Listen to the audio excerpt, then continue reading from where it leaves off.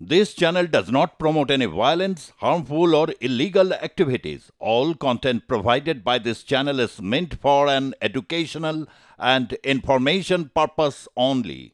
সীমান্তে ভারতীয় নাগরিককে মারধরের অভিযোগ এখানেই শেষ নয়।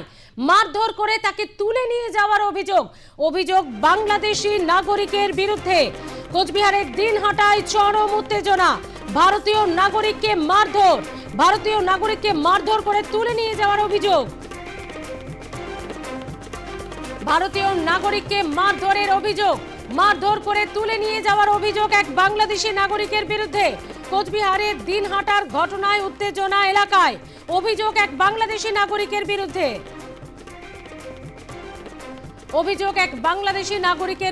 কোচবিহারের এই ঘটনায় এলাকায় উত্তেজনা। সীমান্তরক্ষী বাহিনীর বিরুদ্ধে উদাসীনতার অভিযোগ। বিএসএফ এর সোশ্যাল মিডিয়ায় পোস্ট মন্ত্রী উদয়ন গুহর।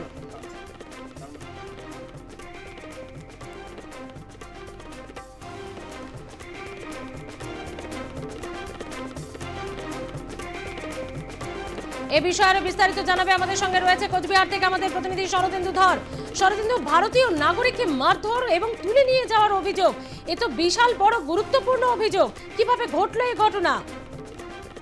দেখো, এই ঘটনা ঘটেছে কোচবিহারের দিনহাটা সীমান্তে এবং বেশ কয়েকদিন আগে কিন্তু উত্তরবঙ্গ উন্নয়ন মন্ত্রী উদয়ন গুহ তিনিও কিন্তু এই বিষয় নিয়ে সরব হয়েছিল এবং গতকাল যেটা লক্ষ্য করা গিয়েছে যে কোচবিহারের এই যে ভারত বাংলাদেশ যে সীমান্ত রয়েছে কোচবিহারের দিনহাটা, সেখানে কিন্তু এমন ঘটনা ঘটেছে এবং সেখানে মাঝে মধ্যেই কিন্তু এমন ঘটনা ঘটে, এমনটাও কিন্তু অভিযোগ করেছিলেন উত্তরবঙ্গ উন্নয়ন মন্ত্রী উদয়ন গুহ। এবং গতকাল যেটা লক্ষ্য করা গিয়েছে কোচবিহারের দিনহাটা সীমান্তে, সেখানে বাংলাদেশি দুষ্কৃতী তারা এসে কিন্তু অনেক সময় ভারতীয় যারা চাষি রয়েছেন যাদেরকে মারধর করেন, পাশাপাশি সেখানে পাম্পে কিন্তু আগুন ধরিয়ে দেওয়ার কিন্তু ঘটনা ঘটে এবং যার পরিপ্রেক্ষিতে উত্তরবঙ্গ উন্নয়ন মন্ত্রী তিনি কিন্তু সোশ্যাল মিডিয়ায় সরব হন। পরবর্তীতে সেখানে বিডিও, এসপিও থেকে শুরু করে পুলিশ আধিকারিক যারা রয়েছেন তারা কিন্তু সেখানে ঘটনাস্থলে উপস্থিত হন এবং যারা দুষ্কৃতী রয়েছেন তাদের নাম কিন্তু বাংলাদেশের বিডিআর বা বাংলাদেশের যারা কর্তৃপক্ষ রয়েছে সীমান্ত কর্তৃপক্ষ তাদের হাতে তুলে দেন এবং কঠোর শাস্তি দাবি করেন। এবং যারা গ্রামবাসীরা রয়েছেন তারা কিন্তু অভিযোগ করেন যে মাঝে মধ্যে এমন ঘটনা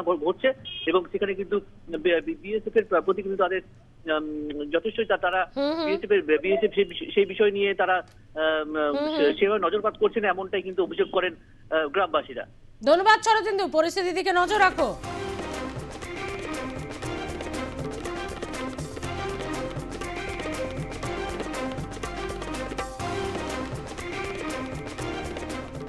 মেশিন টিশিন পোড়া দিয়ে ওই দিক দিয়ে ভুট্টি বাড়ি ওখানে দৌড়িয়েছে মানে আমরা ওখানে 3 জন আসলাম, 2 জন আগে দৌড়িয়েছে, আমি পিছনে আসলাম। পাশে আমার নাগাল পাই নাই, ওরা যে চোট এটা তো দেখলে মাথা ঠিক খারাপ হয়ে আছে। আপনারা কতজন কাজ করতেছিলেন সেই ভিতরে? 3 জনে এখন কাজ করতেছি। ওনারা কতজন ছিল? প্রথম 3 জনে। ওনারা কতজন ছিল? ওনারা 20-30 জন 40 জন আসলো। কতটা আতঙ্কের মধ্যে রয়েছেন এই যে কাঁটাতারের ভিতরে যান আপনার জমিতে কাজ করেন? আমার কাজ করা লাগবে, আলু তোলা ক্ষেত তোলা লাগবে, ওখানে তো আর জানি না এখানে কেঁচা হয়েছে এই জায়গায়। আর এই দিক দিয়ে ধাওয়া দিয়ে এই দিক দিয়ে চলেছিল, ওখানে তো আমরা কল্পনা করি নাই ওই দিক দিয়ে যাবে। ভুট্টি বাড়ি ভিতর দিয়ে ওরা দিয়েছে এরকম করি 30-40 জন লোক, যেটা আমরা ধারণা করি নাই। নাটি ডাঙা, আমার তো নাটি ডাঙা নেই, আমরা একটা করে খালি লাঙল, ওখানে আমরা কি করি? বিএসএফ তো ওখান থেকে লোক পাঠায় না গেট দিয়ে। বিএসএফ জানিয়েছেন বিএসএফকে? বিএসএফ জানা আছে না? এসডিও সাহেব ছিলেন, অ্যাসিস্ট্যান্ট কমান্ড্যান্ট সাহেব ছিলেন, স্থানীয় মানুষ ছিলেন, আমাদের কথা হয়েছে। অলরেডি অ্যাসিস্ট্যান্ট কমান্ড্যান্ট সাহেব ওইদিকে বিজিবির সঙ্গে কথা বলেছেন এবং যারা এই ধরনের কাজ করেছেন তাদের নামের লিস্ট বিজিবির কাছে উনি দিয়েছেন। বাংলাদেশ আইনে যা আছে সেই অনুযায়ী বিজিবি আশ্বাস দিয়েছেন আমাদের এসি সাহেবকে যে সেই আইনানুগ ওনারা ব্যবস্থা করবেন।